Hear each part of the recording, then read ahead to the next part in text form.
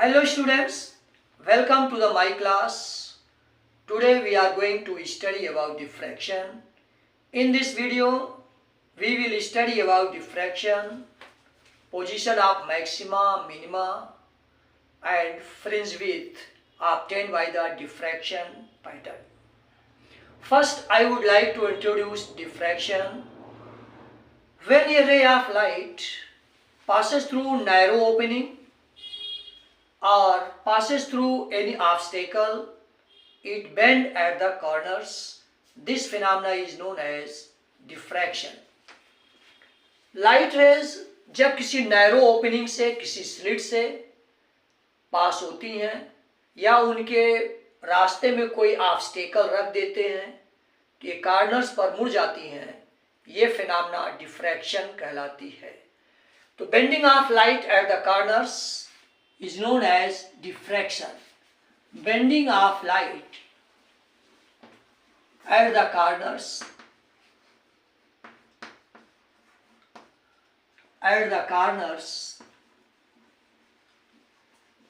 is known as diffraction.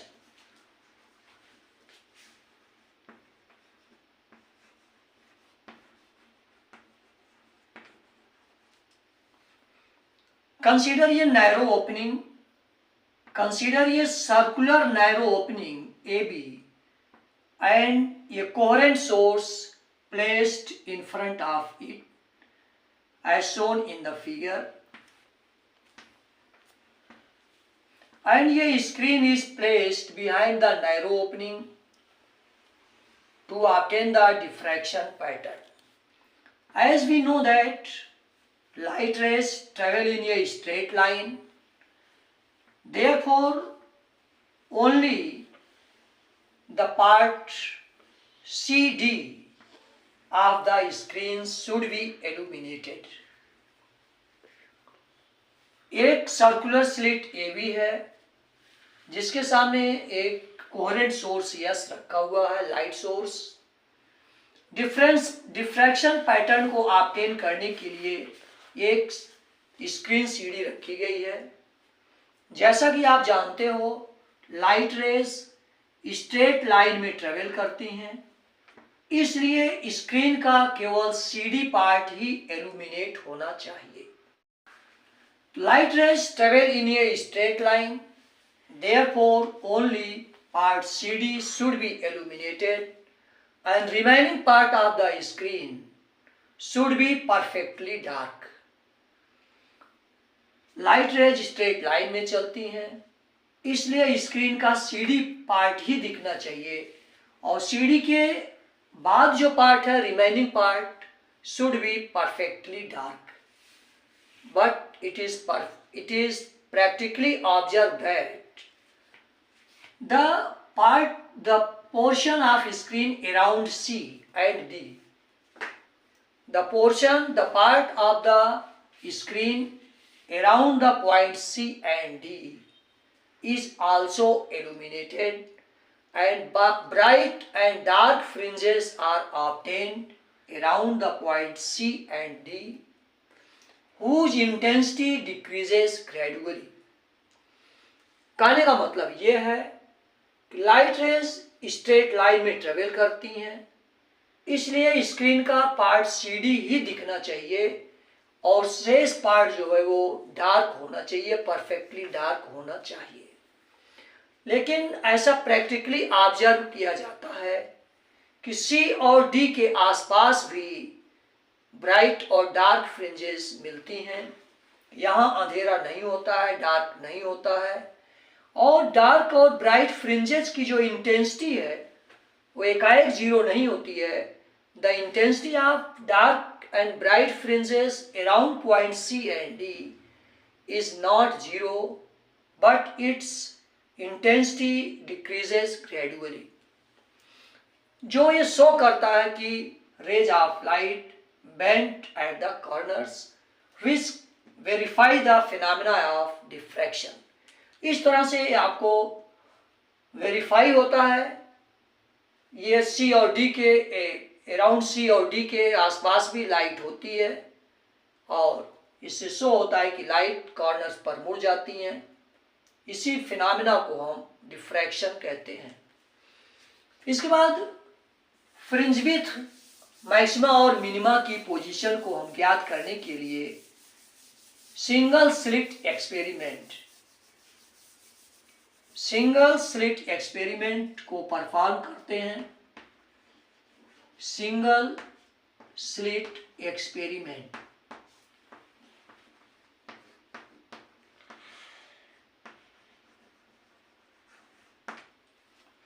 Consider a coherent source placed at the focus of the convex lens.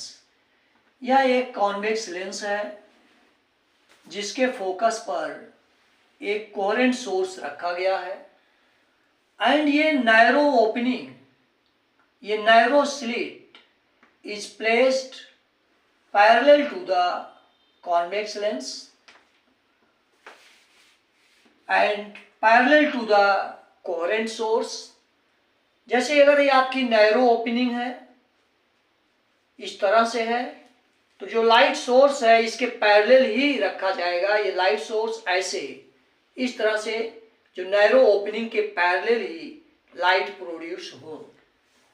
यहाँ पर ऐसे है तो light source जो प्रोड्यूस करेगा ये ऐसे है और लाइट सोर्स इसके पैरेलल रखा जाता है, स्लिट के पैरेलल रखा जाता है जिससे लाइट स्लिट में एंटर करे। तो कंसीडर ये convex lens and source yes, coherent source yes is placed at the focus of the narrow opening. A slit AB is placed parallel to the convex lens, parallel to the source of light, and also a convex lens is placed behind the slit to focus the rays of light, to converge the rays of light at the screen placed behind the narrow slit. ये narrow slit AB है। एक light source है जो convex lens की focus पर रखा गया है। दूसरा कॉन्वेक्स लेंस स्लिट के बिहाइंड रखा गया है जो लाइट रेज को फोकस करे स्क्रीन पर। पोजीशन ऑफ मैक्सिमा और मिनिमा को ऑब्टेन करने के लिए स्क्रीन रखी गई है। Light rays coming from the focus becomes parallel to the principal axis. Rays of light ये इस तरह से पैरेलल हो जाती हैं। जब ये स्लिट से पास करती हैं तो different parts of slit behaves as a new wave front and secondary wavelets starts to proceed. जब फोकस से चलने वाली लाइट रेज लेंस पर पड़ती हैं तो ये प्रिंसिपल एक्सिस के फोकस पैरेलल हो जाती हैं और स्लिट AB का डिफरेंट पार्ट से secondary wavelets starts to proceed. अब the rays which passes through the lens without deviation focus at the point M। ये इनमें यहां से सेकेंडरी वेवलेट्स स्टार्ट होती हैं जो रेज ऑफ लाइट बिना डेविएट किए हुए लेंस पर पड़ती हैं, उस पॉइंट M पर फोकस होती हैं। They arrive at the point M in same phase। आप इसको समझिए। सोर्स से चलने वाली लाइट रेज कॉन्वेक्स लेंस पर जब पड़ती हैं प्रिंसिपल एक्सिस के पैरेलल हो जाती हैं। स्लिट AB के डिफरेंट पार्ट्स पर जब ये पड़ती हैं तो यहां से सेकेंडरी वेवलेट्स प्रोसीड होती हैं। जो रेज ऑफ लाइट बिना डेविएशन के आगे प्रोसीड करती हैं वह लेंस के द्वारा कन्वर्ज होकर पॉइंट M पर पड़ती हैं। Without deviation the rays of light without deviation converge at point M, reaches at point in same phase and intensity is maximum and bright central maxima is obtained at point M. इस तरह से जो light rays बिना deviation के convex lens पर पड़ती हैं वह without deviation reaches at point M in same phase and intensity is maximum and central maxima is obtained at point M. तो इस तरह से पॉइंट C पर इसको C मानते सेंट्रल मैक्सिमा ऑब्टेन होती है। यहाँ उन्होंने जो व्याख्या किया पाथ डिफरेंस के आधार पर किया है। फ्रेस्नेल के अकॉर्डिंग पॉइंट C पर जो भी लाइट रेज पहुँचती हैं उनके बीच पाथ डिफरेंस 0 होता है and they reach at point C and at same phase in same phase. इसके बाद मिनिमा की जो व्याख्या उन्होंने किया कि उसके बीच में फेज डिफरेंस होता है। सेंट्रल मैक्सिमा में कोई फेज डिफरेंस नहीं होता है, कोई पाथ डिफरेंस नहीं होता है। मैक्सिमा के लिए उन्होंने calculation of path difference. Consider raise coming from B and A meet at point P at any point P, जिसकी व्याख्या उन्होंने किया कि ये मिनिमा पोजीशन ऑफ मिनिमा के लिए path difference for the central maxima is 0 और मिनिमा के लिए पाथ डिफरेंस उन्होंने कैलकुलेट किया path difference.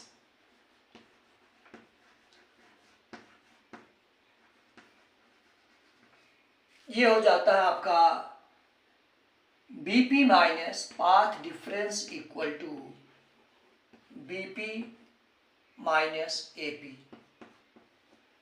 This is obtained by drawing a perpendicular BAM and path difference is so obtained is BM. BP minus AP अगर इसमें से आप subtract करते तो डिस्टेंस आती है BM and it is equal to applying trigonometry we get d sin theta. Position of maxima path difference is 0, इनके बीच में कोई पाथ डिफरेंस नहीं होता है, ये सेम फेज में पहुंचती हैं।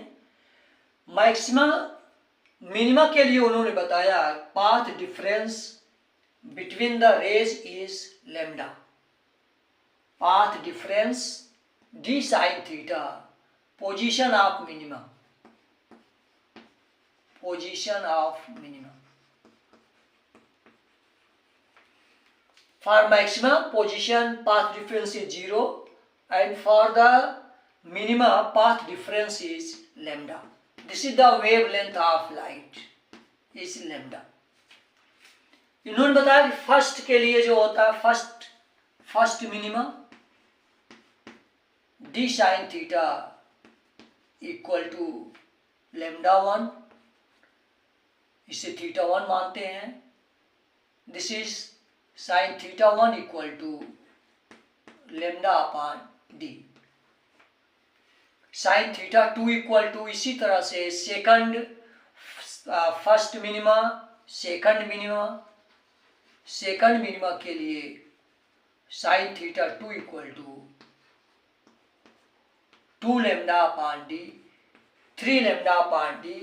इसी तरह से इसकी पोजीशन जो है ऑब्टेन करते हैं and we can write this sine theta equal to n lambda upon d. This is the position of minima, first position of minima, second position and nth position of minima is obtain by n lambda upon d. इसको Fresnel ने explain कैसे किया? उन्होंने बताया if be divide the slit into 2 equal parts, इसका जो व्याख्या किया उन्होंने, if be divide the slit into 2 equal part then rays coming from any ray coming from upper portion, यहाँ से अगर कोई भी रे चलती है, ये ray of light reaches at point P in opposite phase, इस तरह से यहाँ से कोई रे आप अगर चलती है, there is a if any rays reaches at point P from the upper portion, then corresponding a ray reaches at point P in opposite phase from lower part, which cancels the effect of each other, which cancels the intensity of each other. As a result of this, dark fringe is obtained. उन्होंने इसकी व्याख्या ये किया कि अगर हम इस slit को दो पार्ट में डिवाइड करते हैं, ऊपर से चलने वाली किसी भी पार्ट के लिए उसके करेस्पॉन्डिंग एक रे नीचे से चलती है, लोअर पोर्शन से चलती है, जो पॉइंट पी पर अपोजिट फेज में पहुंचती है और एक दूसरे के प्रभाव को कैंसिल कर देती है, जिससे हमें डार्क फ्रिंज प्राप्त होती है। This is the position of dark fringe. एक बार फिर से आपको हम समराइज करते हैं। मैक्सिमा के लिए जो रेस पॉइंट सी पर ऑब्टेन होती है उनमें पाथ डिफरेंस 0 होता है, सेम फेज में पहुंचती है, इंटेंसिटी मैक्सिमम होती है। This is the central maxima. Minima के लिए उन्होंने पाथ डिफरेंस ज्ञात किया। पाथ डिफरेंस आप इस तरीके से ज्ञात करते हैं, B M path difference equal to d sine theta. Minima की पोजीशन के लिए उन्होंने बताया कि जो रेज ऑफ लाइट पॉइंट पर पहुंचती हैं उनमें पाथ डिफरेंस लेमडा होता है। यहाँ पाथ डिफरेंस 0 था, सेम कोई पाथ डिफरेंस नहीं था, यहाँ से दोनों चलती हैं। लेकिन जो मिनिमा के लिए होता है कि इनमें पाथ डिफरेंस लेमडा होता है, और फर्स्ट मिनिमा के लिए उन्होंने बताया 1 लेमडा, सेकंड मिनिमा के लिए 2 लेमडा और sine theta equal to n lambda. Path difference इस तरीके से लेमडा का मल्टीपल होता है। इसकी व्याख्या उन्होंने कैसे किया कि आखिर कैसे ये डार्क आपकी मिनिमा मिलती, कैसे डार्क फ्रिंज कैसे मिलती है। पोजीशन ऑफ मिनिमा के लिए उन्होंने बताया कि अगर हम इस स्लिट को दो पार्ट में डिवाइड करते हैं, अपर पोर्शन से चलने वाली किसी भी लाइट रेज के करस्पॉन्डिंग में लोअर पोर्शन से एक रे चलती है, जो दोनों अपोजिट फेज में पॉइंट पी पर रीच करती हैं, पहुंचती हैं और एक दूसरे के प्रभाव को कैंसिल कर देती हैं। इस तरह से हमें मिनिमा की पोजीशन और डार्क फ्रिंज प्राप्त होती है। दूसरा सेकेंडरी मिनिमा कैसे, सेकेंडरी मैक्सिमा, इनके बीच में ब्राइट और डार्क फ्रिंज के बीच में भी लाइट होती है। आपको बताया गया डिफ्रैक्शन में कि पॉइंट पी के अराउंड भी जो है लाइट होती है, और यहाँ पर ये इल्यूमिनेटेड होता है और ये धीरे धीरे ग्रेजुअली इसकी इंटेंसिटी घटती है। उसके लिए उन्होंने बताया path difference for secondary maxima. Secondary maxima कैसे ऑब्टेन करते हैं, उन्होंने बताया for secondary maxima path difference is 3 lambda by 2। First secondary maxima, ये लेमडा पाथ डिफरेंस होता है, और इसके लिए उन्होंने बताया कि पाथ डिफरेंस 3 लेमडा अपॉन 2, और ये इसी तरह से 3 lambda by 2, 5 lambda by 2 path difference इस तरीके से होता है। इसकी वैल्यू हम रखते हैं, ए आपका है डी साइन थीटा। इसके आधार पर जब हम करते हैं तो होता है 3 lambda upon 2d, 5 lambda upon 2d, and this is odd multiple, we get path difference, ये हो जाता है आपका sine theta equal to 2n plus 1 upon 2 lambda d. Secondary maxima के लिए उन्होंने बताया सेकेंडरी मैक्सिमा हमें प्राप्त होती है जब इनके बीच में पाथ डिफरेंस 3 लेमडा बाई 2 होता है, और इसको हमने secondary first secondary maxima, secondary maxima इस तरीके से ज्ञात करते हैं। इसकी व्याख्या उन्होंने किस तरीके से किया, ये सिद्धांत है जो फ्रेस्नेल ने दिया है, उन्हीं के अनुसार ये चीजें दिया और फिर उसकी व्याख्या किया। पाथ डिफरेंस मैक्सिमा के लिए 0 होता है, मिनिमा के लिए उन्होंने बताया पाथ डिफरेंस लैम्डा होता है। इस तरह first second third minima obtain करते हैं। सेकेंडरी मैक्सिमा के लिए जो बीच में उजाला होता है उसके लिए उन्होंने बताया कि ये path difference 3 lambda by 2 odd multiple, पहले के लिए 3 लैम्डा बाई 2, सेकंड के लिए 5 लैम्डा बाई 2, इस तरह से ये 2n+1 लैम्डा बाई 2। तो इसकी व्याख्या उन्होंने किया कि यदि हम स्लिट को 3 पार्ट्स में डिवाइड करते हैं तो 2 करेस्पॉन्डिंग पार्ट जो होते हैं एक दूसरे की इंटेंसिटी को कैंसिल कर देते हैं और केवल एक पार्ट के कारण जो इल्यूमिनेशन होता है उसी के कारण हमें सेकेंडरी मैक्सिमा प्राप्त होता है। If we divide the slit into 3 parts for corresponding 2 parts, they cancels the effect of each other. Both rays reach at point P in opposite phase and cancels the effect of each other. And due to the third part, there is illumination around point P and secondary maxima is obtained. इस तरह से secondary maxima के लिए उन्होंने बताया। अब इसका अगर हम ग्राफ ड्रा करते हैं, अगर इसका ग्राफ ड्रा करते हैं, this is theta equal to 0, at 0 position पर हमें मैक्सिमा प्राप्त होती है। इसका ग्राफ इस तरीके से, पोजीशन ऑफ मैक्सिमा, मैक्सिमा यहां लिखते हैं मैक्सिमा, और ये मिनिमा जो होती है पॉइंट आपका lambda upon A, lambda upon 2a, this is lambda upon A, lambda upon 2a और लैम्डा अपान 2a, लैम्डा अपान डी, डी लिख लेते हैं, और 2 lambda upon D, and similarly ये इंटेंसिटी धीरे डिक्रीज करती जाती है, 3 lambda upon D and so on.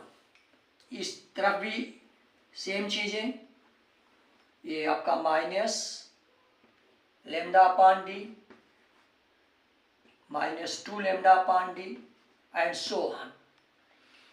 And this is the position of secondary wavelets, secondary maxima, this is the position of secondary maxima, secondary maxima, ये है secondary maxima. और ये जो आपका मिनिमा जो नीचे पॉइंट हम दिखा रहे हैं, this is the position of minima, first minima and second minima, इस तरीके से ये आपके ग्राफ हैं। तो इस तरह से इस वीडियो में हमने आपको डिफ्रैक्शन और उसके पैटर्न को कम्प्लीटली डिस्क्राइब किया है। उम्मीद करते हैं कि आपको वीडियो बहुत पसंद आया होगा। आप इसको ज़्यादा से ज़्यादा लाइक, सब्सक्राइब और शेयर करें। लास्ट में बेल आइकन का बटन दबाएं ताकि आपको नोटिफिकेशंस मिलता रहे।